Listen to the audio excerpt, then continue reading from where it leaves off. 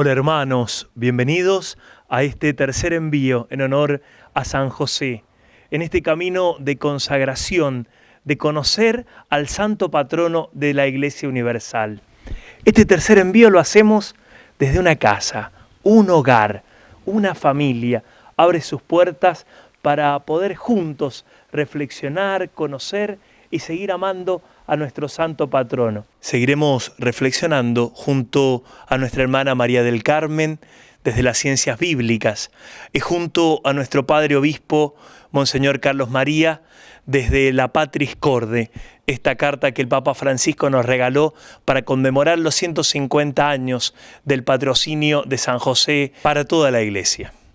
Por eso continuamos siempre en el Evangelio de Mateo y por ahí haciendo alusión a algunos otros textos. En este Evangelio seguimos situándonos en el capítulo 1 todavía, siempre sobre el misterio de Jesús. El Papa Francisco en la Patris Corde, ahí en el capítulo 3, dice: José estaba muy angustiado por el embarazo incomprensible de María. No quería denunciarla públicamente. Algo comenzamos a ver sobre esto el otro día y continuó explicándolo también Monseñor Carlos María,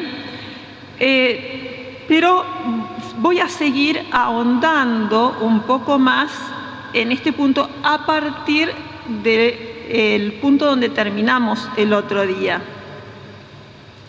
Cuando estaba deliberando, cuando estaba considerando qué es lo que debía hacer, dice el texto bíblico, el Señor se le apareció en sueños y le dijo: José, hijo de David, no temas recibir a María tu esposa, etc. Quiero detenerme un poquito en este no temas. Voy a tratar de no omitir ninguno de los puntos que me parece importante considerar acá. A lo largo de toda la historia de la salvación, siempre que Dios ha elegido, por ejemplo, al pueblo, su pueblo elegido, le dice: no temas, no tengan miedo. Cuando elige, por ejemplo, a alguien como a Moisés o también a Abraham, no temas respecto a la misión que les encomienda. A los profetas les dice lo mismo. También en el Nuevo Testamento Jesús se lo dirá a sus apóstoles: no tengan miedo, no teman, no teman. A ver, entonces nos preguntamos, ¿qué es esto de el temor? ¿Qué temor podía tener José que lo mantenía angustiado por el embarazo de María? Cuando decíamos en el encuentro pasado quién era un hombre justo, decíamos que un hombre justo es aquel que está siempre a la escucha de Dios, con una disponibilidad de corazón para poner por obra aquello que Dios manda. Esto en el pueblo de la primera alianza, este pueblo elegido, escogido por Dios, amado por Dios, era algo de extremada importancia, el tema de la escucha. De hecho, en forma permanente, en los salmos y en muchos textos bíblicos, siempre está el recuerdo, la exhortación a la escucha. Pero sobre todo, en aquello que es como el credo de Israel, que hasta el día de hoy todo judío reza con profunda convicción. Lo tenemos ahí en el libro del Deuteronomio, en el capítulo 6. El Deuteronomio es un hermoso texto que contiene las exhortaciones de Moisés al pueblo ya al final casi de la peregrinación por el desierto, cuando ya están próximos a entrar a la tierra. Acá es una exhortación llena del amor de Dios, es decir, en todo un contexto de la experiencia que este pueblo ha tenido de haber sido amado, elegido, amado, liberado por Dios. Este pueblo con el cual Dios ha creado un vínculo, decíamos en el primer encuentro. En este contexto, ahí en el capítulo 6 del Deuteronomio, se expresa cuál es el mandamiento de Dios. Dice, este es el mandamiento. Y después dirá, y estos son los preceptos y las leyes. El mandamiento. Después, los preceptos y las leyes serán las que vayan reglamentando o tratando de ir buscando la forma de cumplir el mandamiento. Toda ley necesita reglamentación, ¿no es verdad? Y bueno, en la medida que se va presentando la vida, las situaciones, las circunstancias que nos tienen que llevar a decidir una u otra cosa o a orientar nuestro comportamiento, se van desarrollando estas prescripciones o normas. ¿Y cuál es? Lo dice en el versículo 4. Escucha, Israel, el Señor, nuestro Dios, es el único Señor. O, en otras traducciones, podemos traducir, el Señor es uno.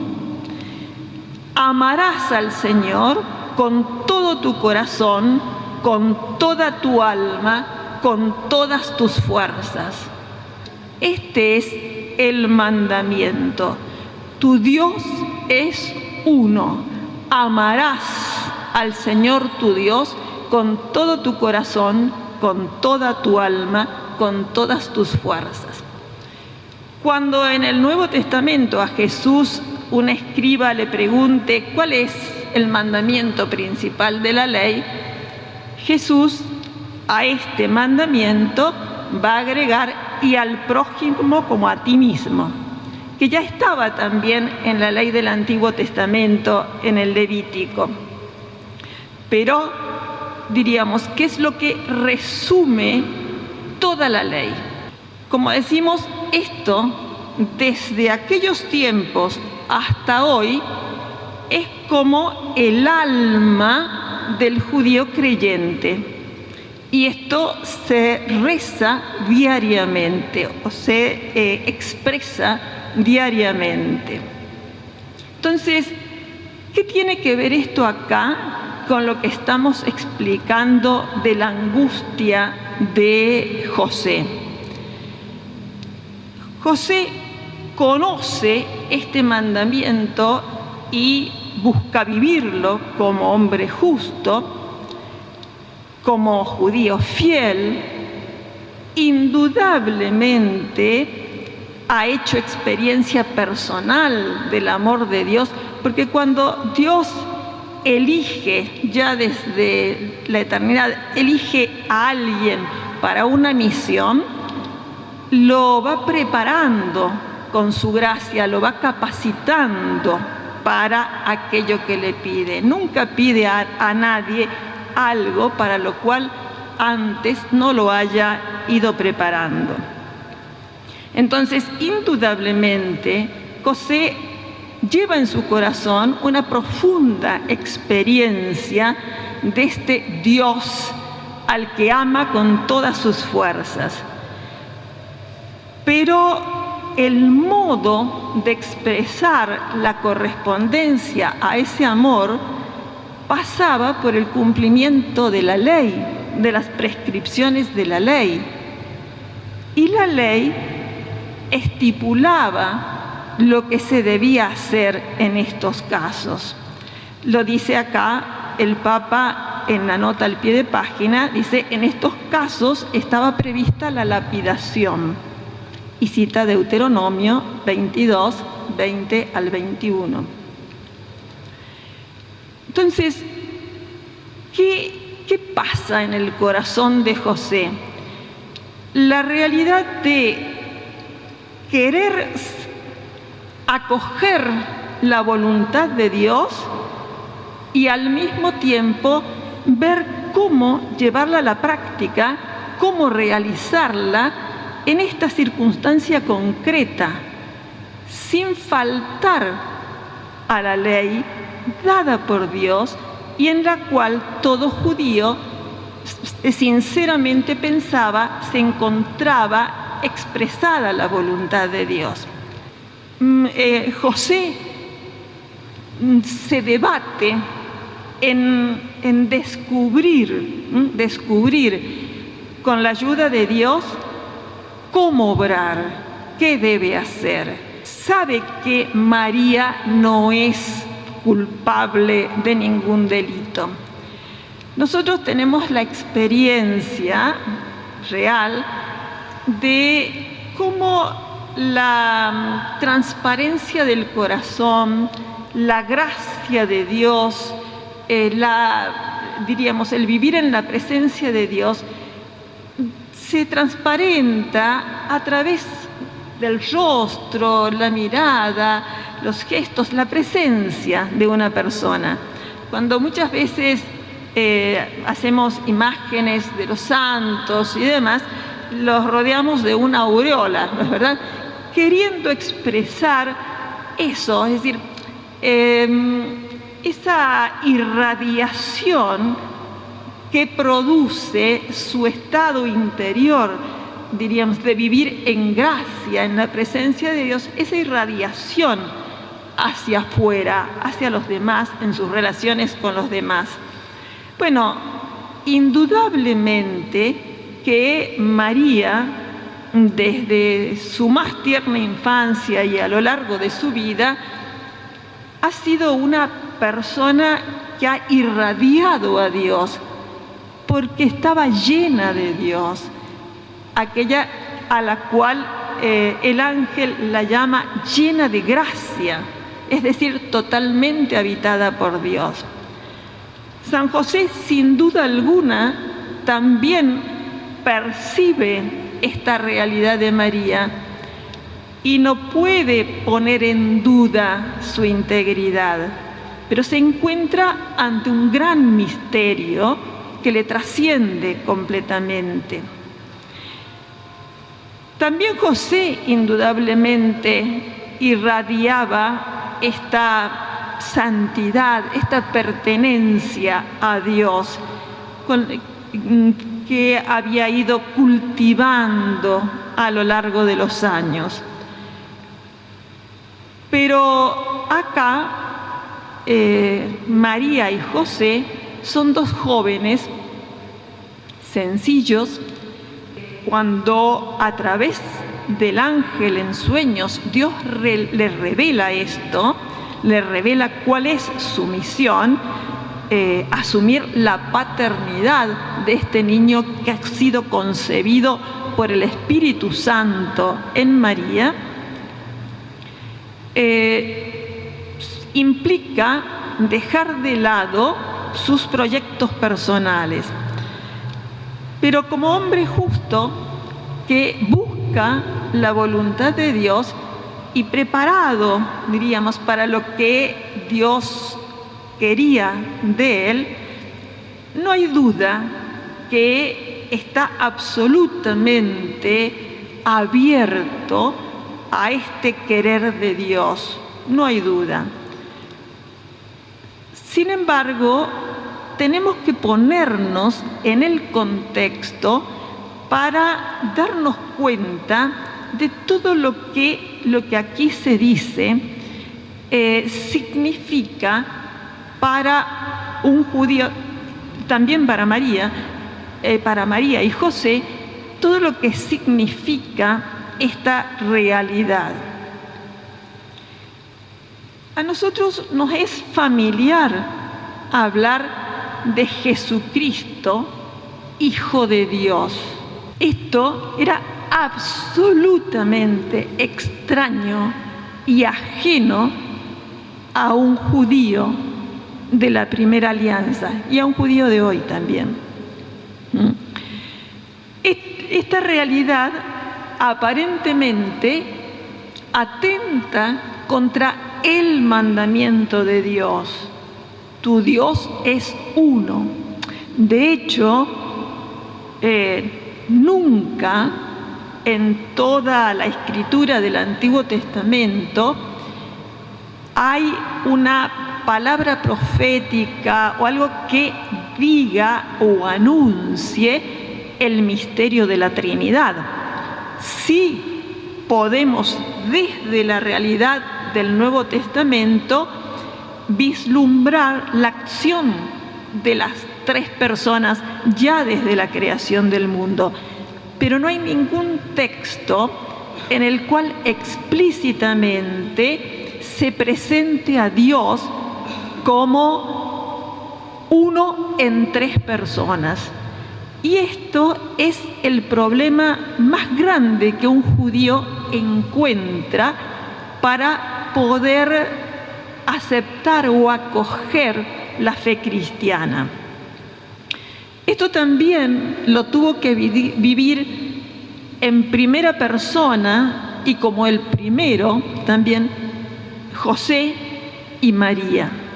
Pero este Dios que por medio del Espíritu Santo engendra virginalmente en el vientre de María, es una realidad completamente extraña a la fe judía. Lo mismo que cuando tanto en Lucas como acá se habla de por obra del Espíritu Santo, nosotros cristianos ya de más de 2000 años de cristianismo, nos parece muy natural hablar del Espíritu Santo como una persona divina. Pero eso no es así en la realidad de la antigua alianza, en la realidad del judaísmo. A ver, cuando en el Antiguo Testamento se habla del Espíritu de Dios, no se lo entiende como una persona distinta, se lo entiende como Dios obrando salvíficamente. Entonces, nosotros tenemos que tratar de entrar en el corazón de José, para descubrir cuál era la angustia, decíamos el otro día, la tormenta, esta realidad que los sacude interiormente. Se encuentra ante una realidad que trasciende completamente su fe judía, va mucho más allá. Una realidad que, diríamos, es humanamente inexplicable. Por otro lado, él es un hombre de fe. Es un hombre de fe. Pero la fe no es visión. La fe es la garantía de las realidades que se esperan. Pero la fe no es ya la contemplación, la visión de las realidades, ¿no? Es un hombre de fe obediente. Indudablemente, José es un hombre de fe, porque es un hombre justo, es un hombre de fe. Indudablemente tiene esta apertura y esta disponibilidad interior.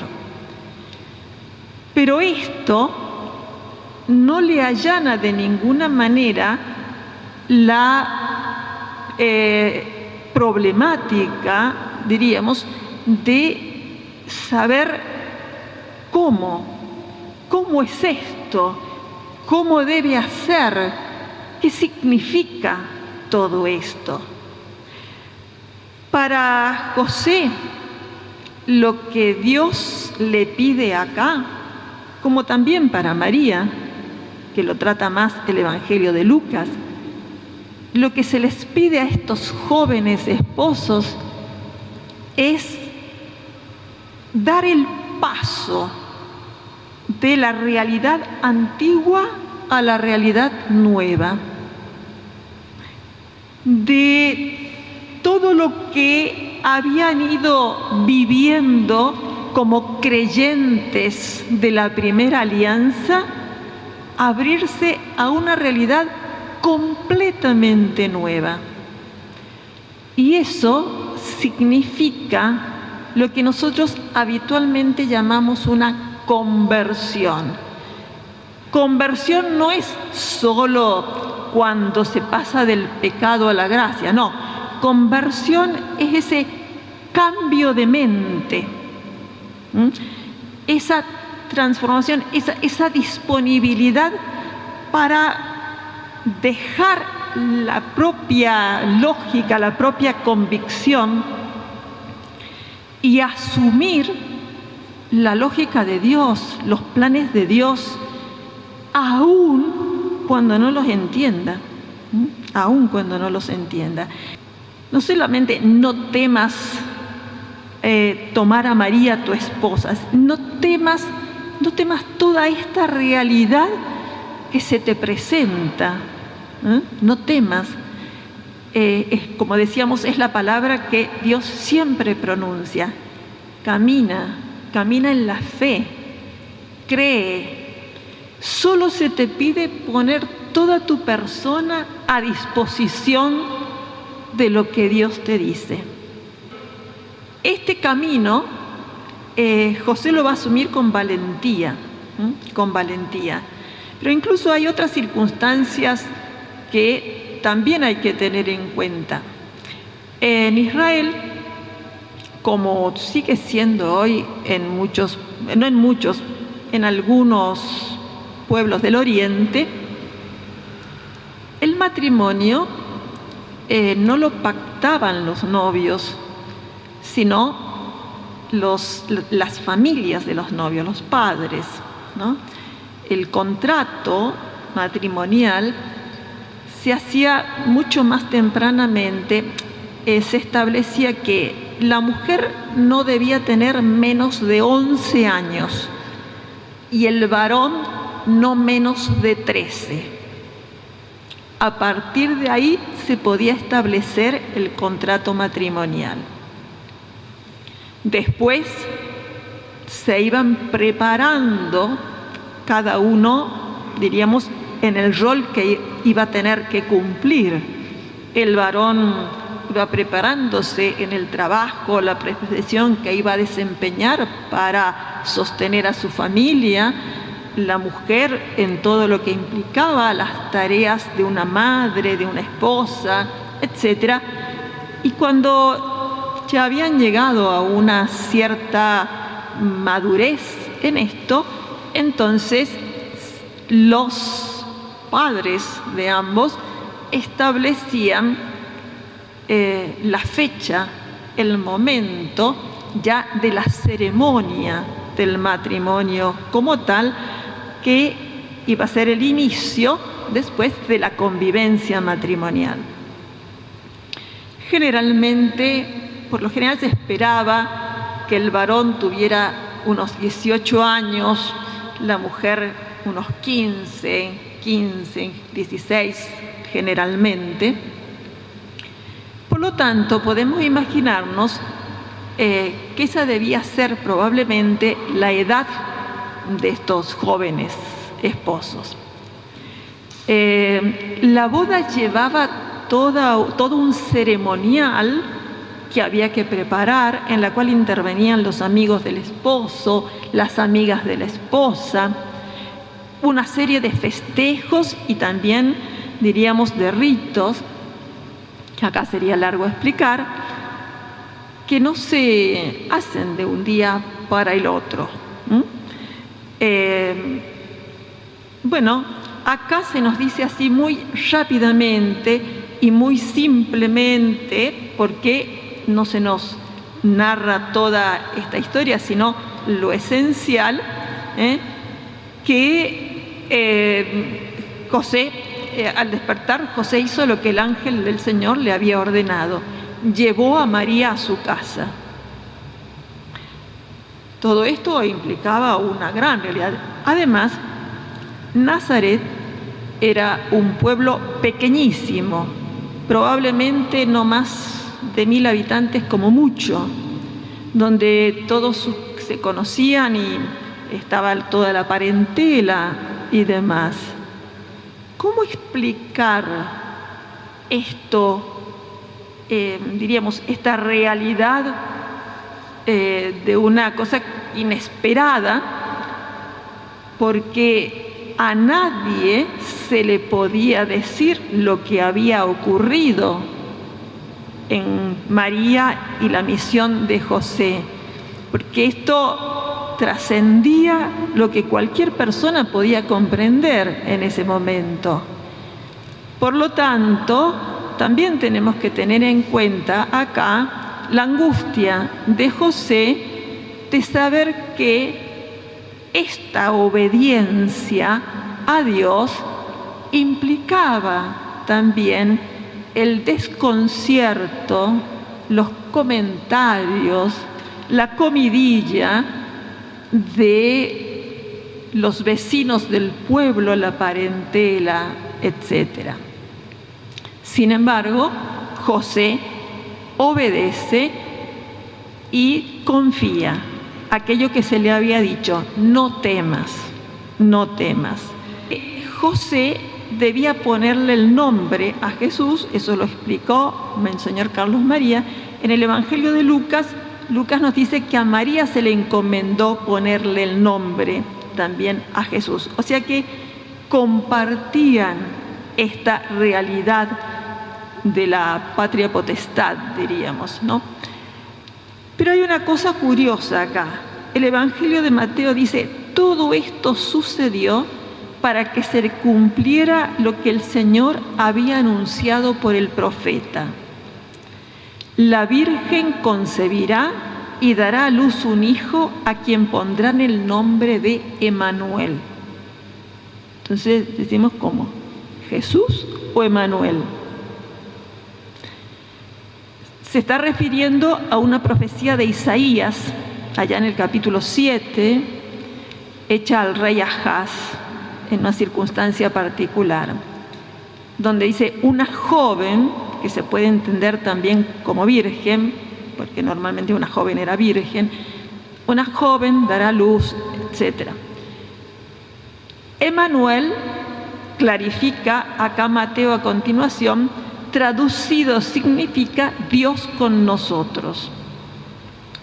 A ver, el nombre que Dios había dicho a través del ángel que debían imponer a Jesús era justamente Jesús, que literalmente significa Yahvé salva, Dios salva, Dios salva, porque Él será el salvador de su pueblo, dice antes, al terminar la genealogía de Mateo.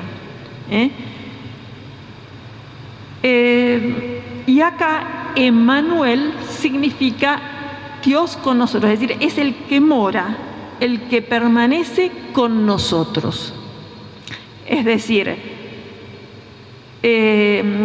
acá se está hablando evidentemente de la misión de Jesús, a la cual debe servir como ministro de la salvación José. Jesús viene como salvador de su pueblo, no como el salvador que imaginaban, sino el que salvará de los pecados, cosa que los judíos no podían entender en ese momento, porque solo Dios era capaz de perdonar los pecados. Salvará al pueblo de sus pecados y al mismo tiempo su presencia será Dios con nosotros. Es Jesús que en su vida pública irá después haciendo ver con signos, con palabras, con su actuar, con su misión y sobre todo con su entrega pascual, cómo se realiza esta salvación y cómo en él Dios está con nosotros. Y ahora sí, ya con la familia aquí en su hogar, que generosamente han abierto para compartir este tercer envío de San José, quiero preguntarle al jefe de familia que lo puede invocar a San José como patrono de los papás de la familia. ¿En qué te ha inspirado a hacer este camino de consagración, de conocer, de ir queriendo un poco más a San José? Bueno, sin lugar a dudas, San José es una gran inspiración porque él se abandonó totalmente en Dios, ¿no? Por un lado, la obediencia a Dios fue muy, muy importante y su fe, su confianza estuvo siempre puesta en él. Y por otro lado, siempre peleó por su familia, siempre buscó el bien de su familia y no el suyo propio. Él no se quedó pensando en su carpintería, en que fuera exitosa, sino que él buscó el bien de su familia por encima de todo y con todas las incertidumbres y dudas que podía tener en esa misión que le habían encomendado. Así que bueno, sin lugar a dudas es una guía importantísima para cualquier padre de familia. De las virtudes que este santo me inspira, sin lugar a dudas destaca la obediencia a Dios y la confianza en sus planes. Y tenemos a la ama de casa, profesional, madre de estos 4 muchachos, buena esposa y también ministra extraordinaria de la Eucaristía. Una mujer de tiempo completo dedicado a Dios y a su familia. Contanos, Ivana, este modelo de la Sagrada Familia, de la cual venimos meditando a la luz de San José, ¿en qué inspira tu vivencia cotidiana? ¿Cómo traer la Sagrada Familia al aquí y ahora que hoy les toca vivir a ustedes? Bueno, sin duda el eje para poder seguir y para poder estar en el camino es tomar esa Sagrada Familia y desde mi lugar intentar imitar a la Virgen. Lejísimos de ella, obviamente puedo estar, pero seguir su ejemplo, su sí de siempre, su servicio y el estar siempre dispuesta a hacer el intento día a día para poder mantener a mi familia unida, acompañando a mi esposo en lo que necesita e intentando guiar a mis hijos por el buen camino, siempre con el ejemplo de la Sagrada Familia. Qué mejor ejemplo que ellos para poder tener a nuestra familia en comunión. De un hombre como San José, de este santo que venimos conociendo, el haber aceptado y no haber juzgado a María y haber acompañado y contenido con todo lo que en su momento implicaba esta situación, ¿no? Encontrarse con una pareja que iba a concebir un niño y él tener que estar ahí. Y creyó en ella y más allá de todo siempre acompañó. Entonces el acompañar, el estar, el obedecer. Y bueno, les comparto a mi familia. Hola, yo soy Julián y voy a 5º año del secundario. Hola, soy Agustín y voy al 1er año del secundario. Hola, soy Lautaro y voy a 2º grado. Hola, soy Matías y voy al jardín. Hemos conocido una familia que podría ser también tu familia. Por eso, junto a ellos y junto a las familias del mundo entero, pedimos desde nuestra Iglesia Catedral, a los pies de San José, patrono de la familia, su intercesión para todas tus necesidades. Recemos juntos. Vamos a responder: San José, patrono de la familia, ruega por nosotros. San José, patrono de la familia, ruega por nosotros. Por los padres que vivan unidos en el amor y con generosidad guíen a sus hijos, siendo el ejemplo vivo de tu amor de padre. San José, patrono de la familia, ruega por nosotros. para resolver los problemas de nuestras familias de manera positiva y justa y para tomar las mejores decisiones siguiendo siempre tu ejemplo de obediencia. San José, patrono de la familia, ruega por nosotros. Por los abuelos, para que sean modelo por su trabajo, oración y sacrificio para las jóvenes generaciones, transmitiéndole el ejemplo de su vida iluminada por el amor de la Sagrada Familia. San José, patrono de la familia, ruega por nosotros.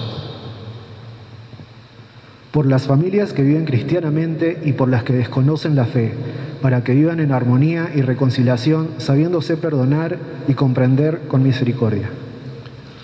San José, patrono de las familias, ruega por nosotros. Por las familias desunidas, quebradas, tristes, para que descubran el camino y la fuerza del amor y del perdón. San José, patrono de la familia, ruega por nosotros. Ese pedido especial por nuestra familia que traemos en nuestro corazón y lo dejamos ahora a los pies y en el corazón de San José. Padre nuestro que estás en el cielo, santificado sea tu nombre. Venga a nosotros tu reino, hágase tu voluntad en la tierra como en el cielo.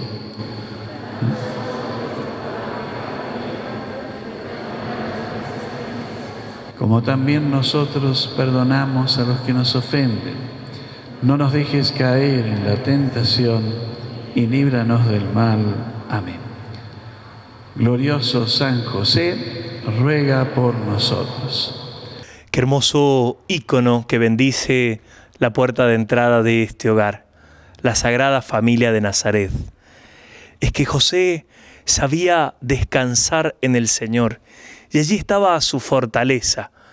Él sabía cuidar de María y de Jesús y allí estaban sus grandes tesoros.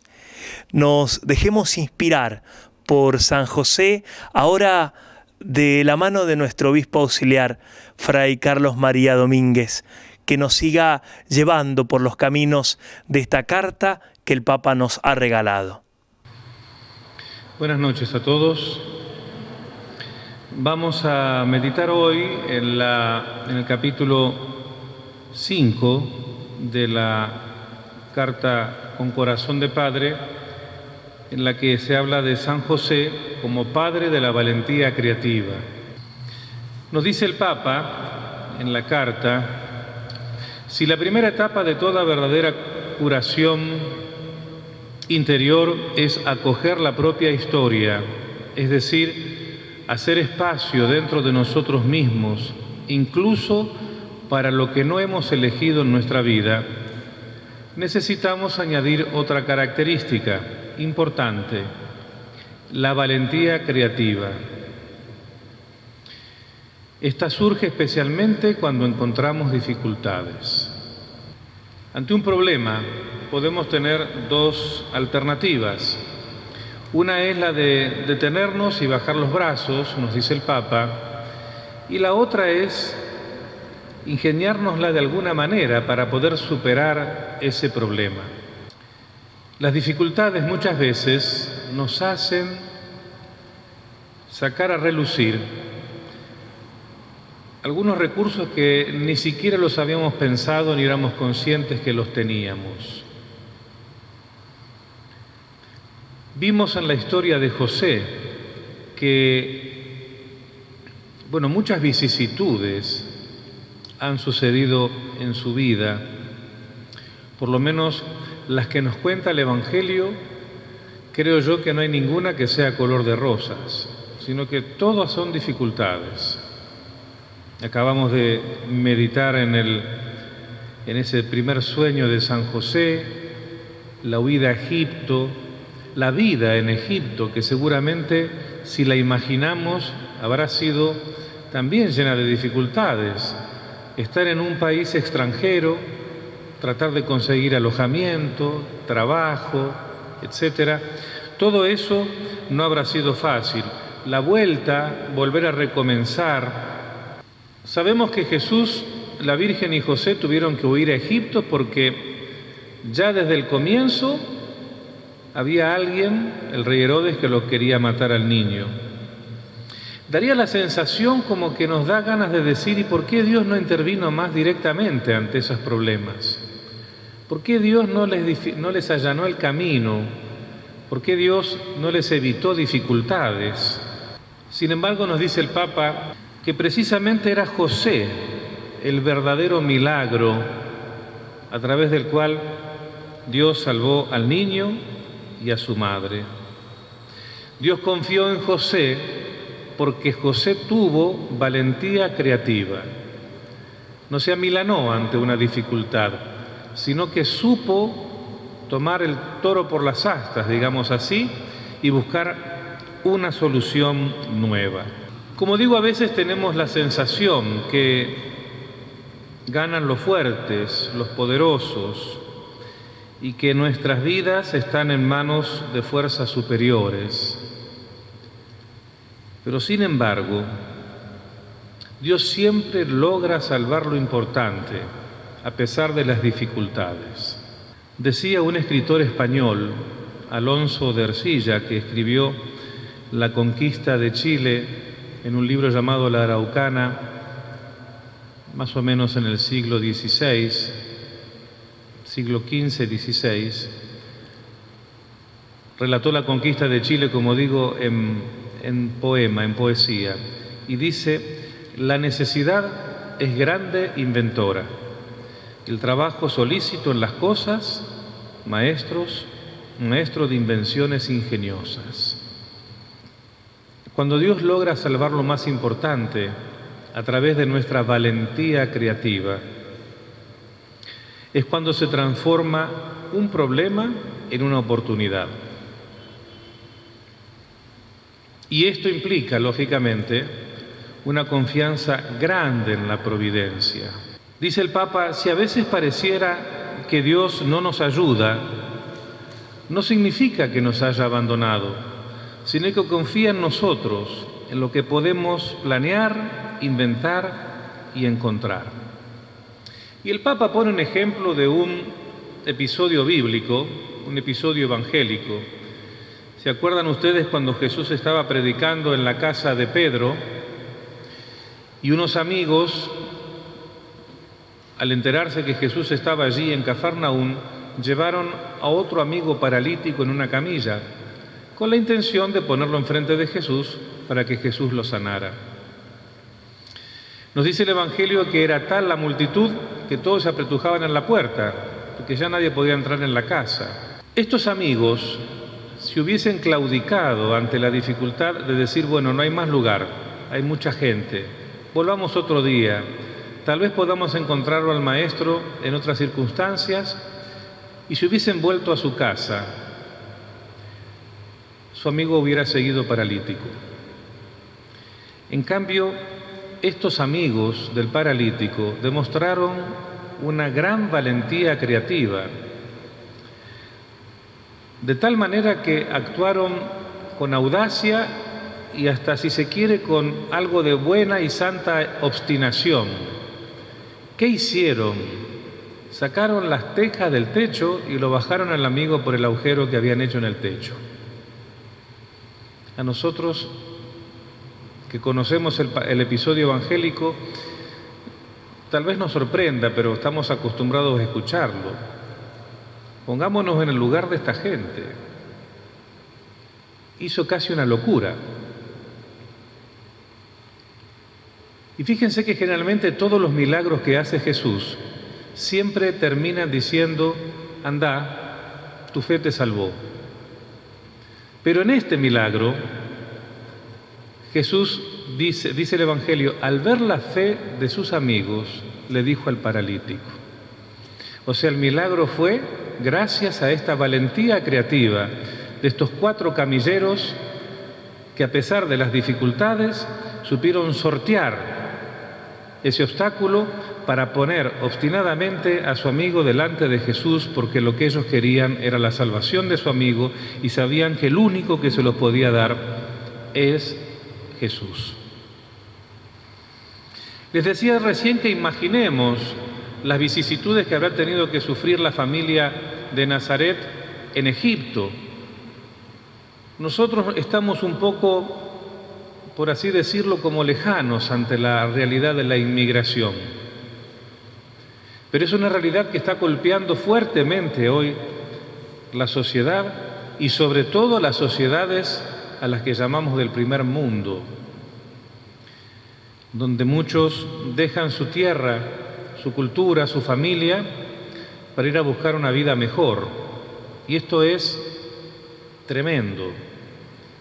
Sabemos lo que pasa en Europa con la inmigración de la gente que huye de la guerra de Siria, por ejemplo, o de la gente que quiere salir de África para tener una vida mejor. Lamentablemente, como dice el Papa, el Mediterráneo se ha convertido en un gran cementerio de inmigrantes. Bueno, a José y a María y a Jesús no les habrá sido fácil esa vida de inmigrantes. Estamos celebrando el año de San José porque precisamente hace 150 años el Beato Pío IX lo nombró patrono de la Iglesia Universal, custodio de la Iglesia, patrono de la Iglesia. Y nosotros sabemos que la Iglesia es una realidad mística formada por una cabeza que es Jesús, Cristo, y nosotros que somos sus miembros.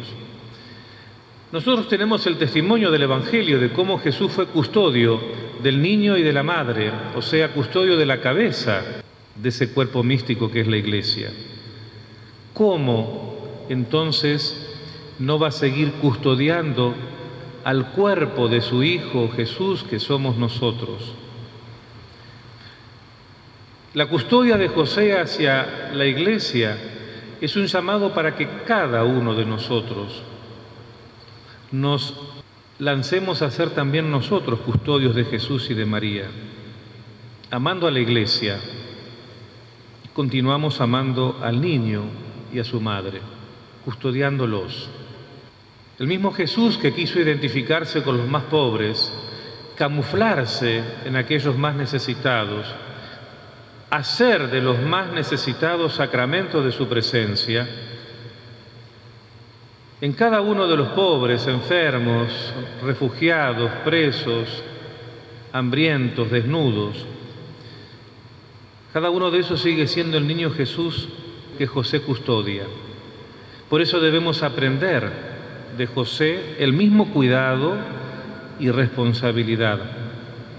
Amar al niño, amar a su madre, amar la caridad, ser custodios de la caridad. ¿Cómo? Con valentía creativa, precisamente.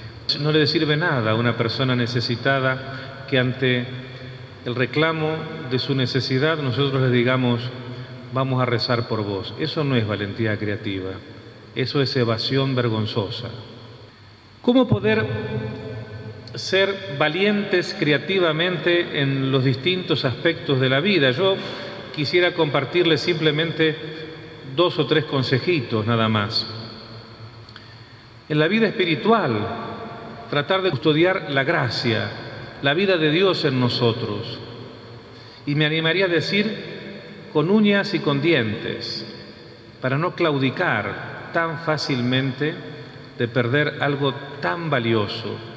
No nos olvidemos aquello que dice Pablo, somos vasijas de barro que llevamos un tesoro escondido, y ese tesoro es la vida de Dios en nosotros que tenemos que custodiar. Este tiempo que nos hace vivir más en nuestras casas, en la vida familiar, todo repercute y a veces ese tiempo hace que salgan a relucir más defectos que antes. No tengamos miedo, con valentía creativa, en mostrarnos vulnerables, porque no somos familia para compartir simplemente los buenos momentos, somos familias también en la tristeza y en la frustración. en el trabajo y en el estudio. Ustedes saben muy bien cómo a veces hay que hacer malabares para llegar a fin de mes y poder llegar con el pan a la mesa de todos los días. Ahí,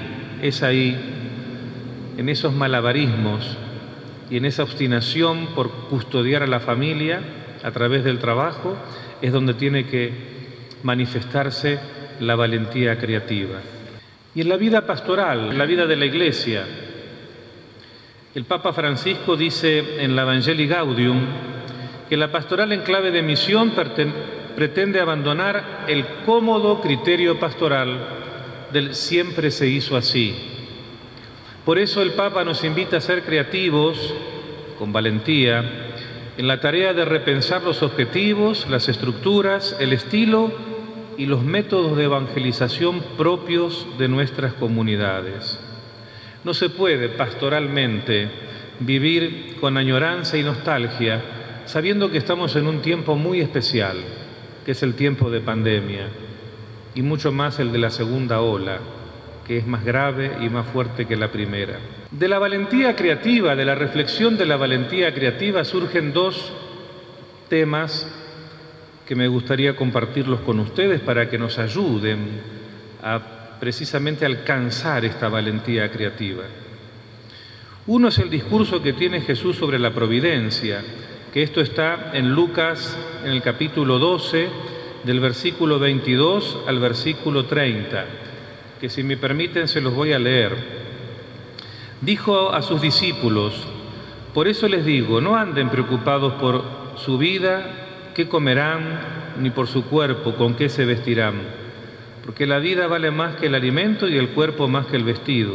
Fíjense en los cuervos, ni siembran ni cosechan, no tienen bodega ni granero y Dios los alimenta. ¿Cuánto más valen ustedes que las aves? Por los demás, ¿quién de ustedes puede, por más que se preocupe, añadir un codo a la medida de su vida?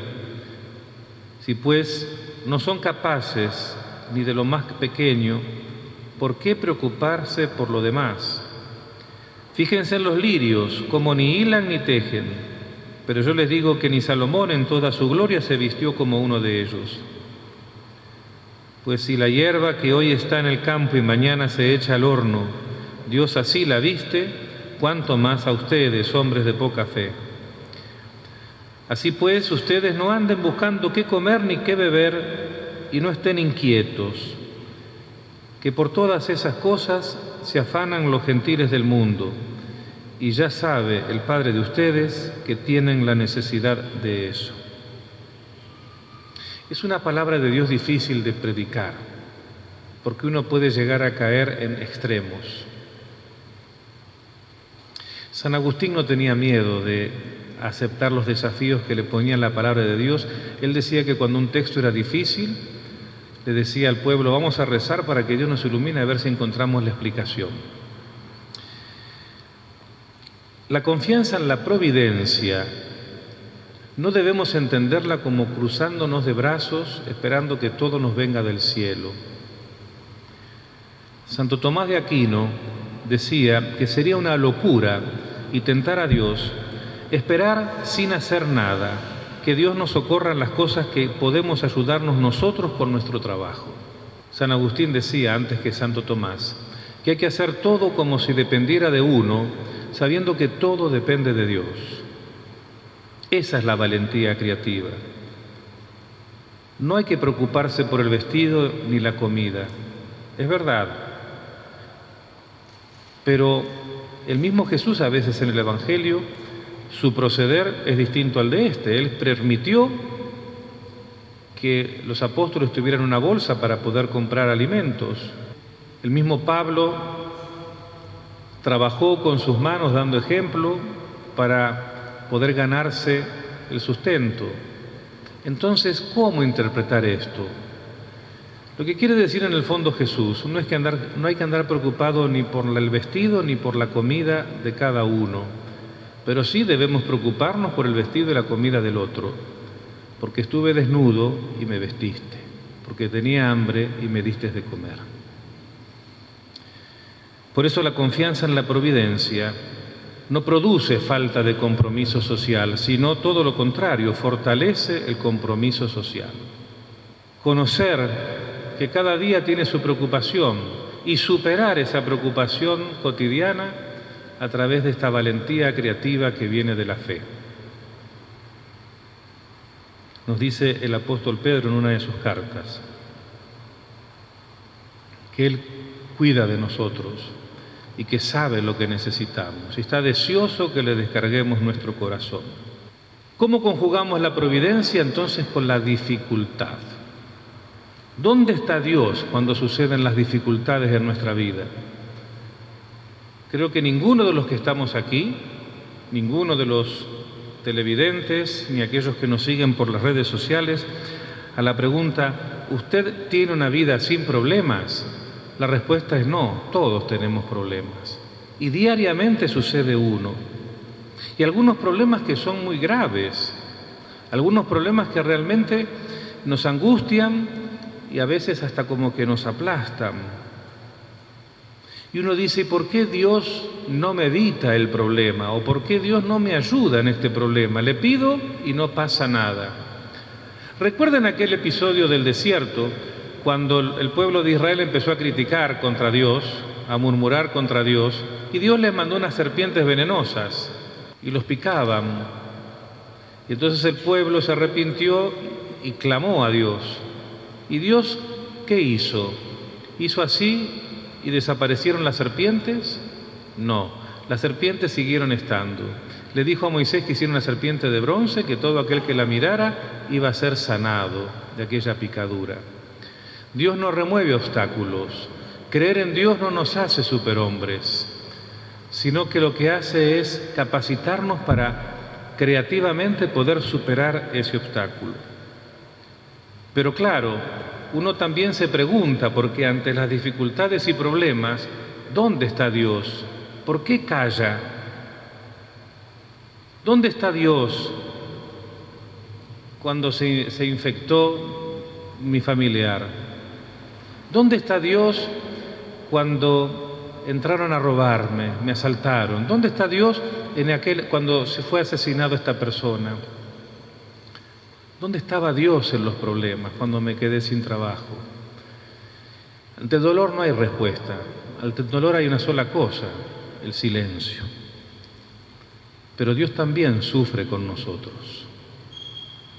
Dios ha elegido vencer el mal, no evitándolo, ni tampoco derrotándolo con su omnipotencia o empujándolo fuera de las fronteras de su reino, sino cargándolo con Él y transformándolo desde dentro en bien.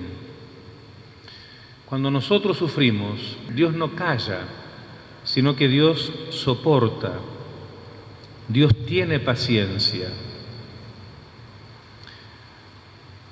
Muchas veces en la vida nos suceden dos percepciones. Una, que vemos que nosotros que tratamos de ser buenas personas y buenos cristianos, no nos va tan bien como aquellos que no tienen fe en Dios. A esto también le pasaba al salmista cuando él veía que los impíos a veces vencían, que le iba mejor que uno que quería ser fiel a Dios. No es común que a los sanjuaninos se les cite un tango, pero a veces los tangos tienen una filosofía impresionantemente profunda. A mí me gusta. Hay un tango que se llama Tormenta, que es la queja de una persona buena que le va mal y que le dice a Dios que para qué ser bueno si a los malos le va mejor que a él. Búsquenlo por internet y lean y mediten el tango Tormenta. Dice la última frase como termina el tango: seguirte es dar ventaja y amarte es sucumbir en el mal.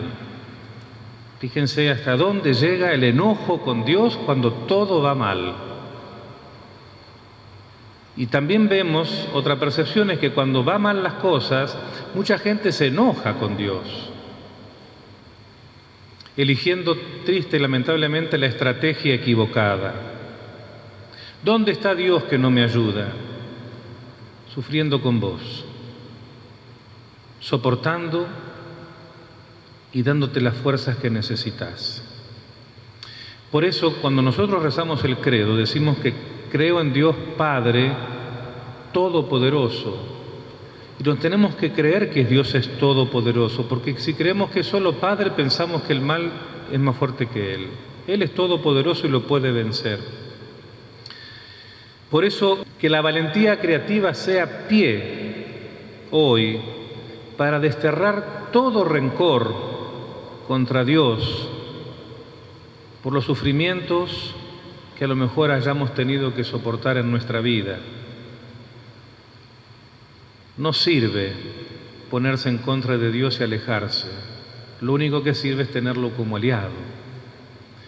Y esto a nosotros no nos va a salir, porque precisamente ese rencor y ese resentimiento nos ha dejado débiles. Esto lo puede hacer solamente en nosotros el Espíritu Santo. Él es el que tiene que pasar la mano por nuestro corazón para borrar ese rencor y ese resentimiento y expresar, después de entender lo que es incomprensible, o por lo menos querer arrimarnos a lo que es incomprensible, el dolor, y crecer en la providencia de Dios, exclamarle, seguramente, como lo habrá hecho José alguna vez, aunque no lo recoja el Evangelio: Señor, ¿cómo nos has amado? Gloria al Padre, y al Hijo, y al Espíritu Santo.